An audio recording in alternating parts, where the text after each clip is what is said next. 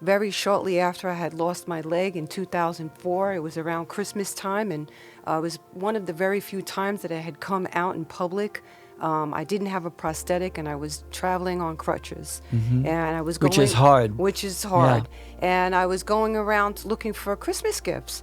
And I had the joy of the Lord in my heart, which is a grace that God had bestowed upon me in such a time, you know. And I remember walking down in the mall area where I'd see a mom pull a child's arm, like, don't look or don't point, and people would look at me and like quickly look away, like they didn't know how to respond to somebody with a missing limb.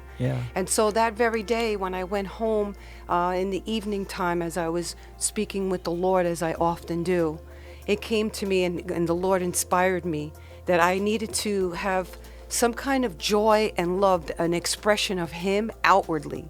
And so the Lord put upon my heart that I would get these big chunks of gold garland and wrap them around my crutches. And so I did that with some tape.